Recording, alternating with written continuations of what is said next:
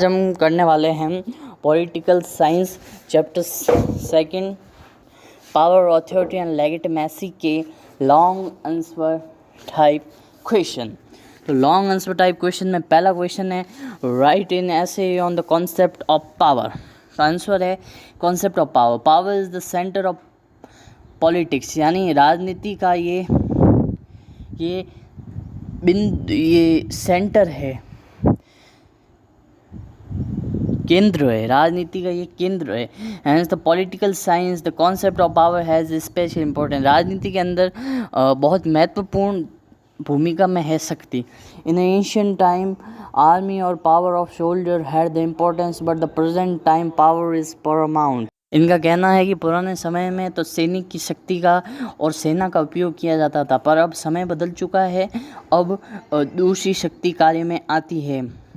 Ancient politics scholar explain the different aspects of the power, among them Manu Kautilya main who consider power of the punishment। ये मनु वगैरह हैं, ये बहुत ही बुद्धिमान है मनु कौटिल्य।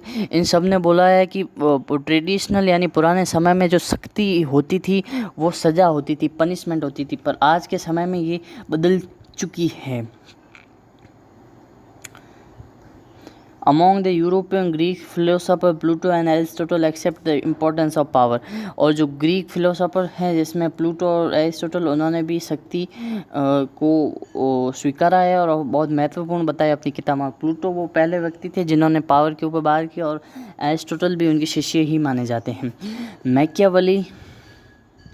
मैकियावेली जस्टिस में सबसे पहले प्लूटो ने बात की थी और पावर में Machiavelli, Hobbes, Lasswell, MacIver Organski are the some important European political scholar who open the heartily accepted power. ये मतलब बहुत महत्वपूर्ण यूरोपियन स्कॉलर है, इन्होंने दिल खोल के पावर को स्वीकार किया है। और आपको ये Catelyn, Lasswell, MacIver Organski, Edward, Karl जे फ्रेडरिक, इन सब की अलग अलग डेफिनेशन है, तो आप वीडियो पॉज करके देख सकते हो। अब हम आगे बढ़ते हैं अपने question number second. What is authority? Mention the different form of authority, why do you obey it? I repeating again, what is authority? Mention the type, mention the different form, explain why do you obey it। ये बोल रहे हैं कि authority क्या होती है, हम उसे क्यों मानते हैं और उसके कितने प्रकार होते हैं। तो मीनिंग ऑफ अथॉरिटी यानी अथॉरिटी का मतलब। In the modern politics the concept of authority has special importance, यानी आधुनिक राजनीति में जो अथॉरिटी है वो बहुत महत्वपूर्ण जगह पे है। Authority is a church virtue of individual organisation rule और order due to which the obey the voluntary for, यानी कि अथॉरिटी ऐसी चीज़ है, एक इंडिविजुअल या एक व्यक्ति के पास ऐसी शक्ति है कि जो किसी या फिर वो ऑर्गेनाइजेशन का लीडर होगा या फिर रूल करता होगा, जो कि किसी को ऑर्डर दे सकता है। उस ऑर्डर का, जिसको वो ऑर्डर देगा वो उस ऑर्डर का पालन करेगा, इसी को अथॉरिटी कहा गया है।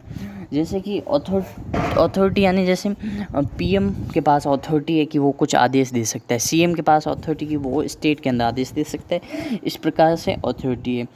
मैं आपको बता दूँ ट्रेडिशनल और मॉडर्न में बिल्कुल डिफरेंट है। In fact validity joint power then the combination of these two thing are authority, यानी वैलिडिटी और पावर दोनों को मिला दे तो authority.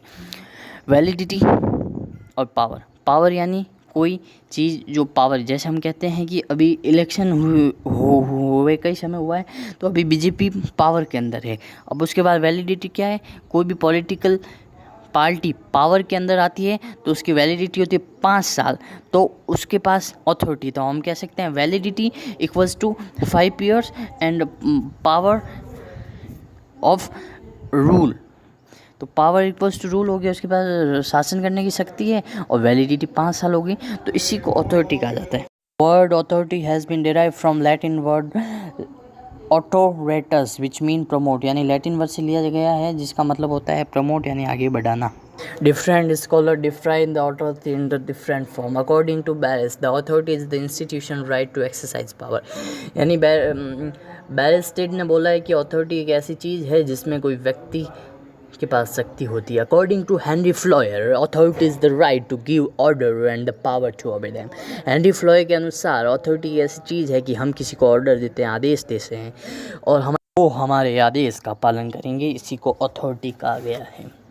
According to Paterson, the authority is the right to give order and them the different form of authority. अब हम आगे बढ़ते हैं कि अलग अलग प्रकार की authority, traditional authority, charismatic authority, legal authority. Traditional authority, this authority based on tradition, example authority of senior of most person of the house. यानी ये पुराने समय की अथॉरिटी है, जैसे कि घर का जो मुखिया होता है उसकी सब बात मानते हैं, उसके पास अथॉरिटी होती है। फिर आती है charismatic authority, this authority is the personality qualities of the person based on emotion. यानी पर्सन खुद ब्रांड से बड़ा हो जाता है। कुछ कहते हैं ना कि ये बहुत बड़ा ब्रांड है, पर इसमें व्यक्ति खुद ब्रांड से बड़ा बन जाता है। इस प्रकार की अथॉरिटी में एक व्यक्ति की सब सुनते हैं, व्यक्ति की ही सब मानते हैं। जैसे कि महात्मा गांधी इतने बड़े व्यक्ति बन चुके थे कि सब लोग उनकी ही बात मानते थे। जवाहरलाल नेहरू, उन्होंने फ्रीडम फाइटर थे और उन्होंने देश के लिए बहुत अच्छा काम किया, तो लोग उनको प्यार करने लगे, उनको प्रधानमंत्री बनाया। फिर हम अगर आधुनिक काल की बात करें तो अटल बिहारी वाजपेयी इतने महान व्यक्ति थे कि सब उनकी बात मानते थे। और अभी की बात करें तो नरेंद्र मोदी, जो कि पूरी बीजेपी उनके पीछे चलती है और सब उनकी बात मानते हैं। तो इसी को कहते हैं कैरिस्मेटिक अथॉरिटी, यानी व्यक्ति खुद एक ऑर्गेनाइजेशन से भी बड़ा बन जाता है। फिर आगे है legal and rational authority, the base of this authority is a post, person who achieve the post who were the power by the law uses the authority, for example authority of PM and collector. यानी इस प्रकार की जो authority होती है वो constitution से या फिर लीगल होती है, जो हमें प्रोवाइड होती है। जैसे कि पोस्ट यानी पद, किसी पर कुछ पद होता है, जैसे कि पीएम प्राइम मिनिस्टर, प्रधानमंत्री, तो वो खुद एक रिस्पेक्टिव पोस्ट पे होता है, तो उसकी सब बात मानते हैं। गरेवान पद पे होता है जैसे सीएम, तो स्टेट के अंदर उसकी बात मानते हैं। कलेक्टर, ये हो गया। अब आगे है why do you follow authority. I repeat again, why do you follow authority. हम अथॉरिटी में क्यों मानते हैं? We follow authority because following reason. First, belief, the most important element of the government is the trust subordinates for the rules, the deeper faith in commanded the ruler will the easier and for it this the require the use of power, not use of power. यानी कि हमें उन पे विश्वास होता है, हम उन पे विश्वास करते हैं। जैसे कि प्रधानमंत्री की एक गरिमापूर्ण पद है, तो हमें उस पर विश्वास है कि हम उनकी कैरिस्मेटिक जैसे कि वो हैं, तो हमें उन पर विश्वास है। वो हमारी आइडियोलॉजी में, मतलब विचारधारा में ही वो बैठ जाते हैं, तो हमें उस पर विश्वास होता है, बिलीफ होता है, इसलिए हम उन पर विश्वास करते हैं। ये पहला पॉइंट है कि बिलीव की वजह से। दूसरा है uniformity, the uniformity of the thought and the, अगला है uniformity, the uniformity is the thought of ideas and important basis of authority. यानी कि आइडियल्स, हमारे कोई आइडियल्स हो जाता है कि हमें, जैसे कि नरेंद्र मोदी हमारा आइडियल है, हम इनकी बात मानेंगे।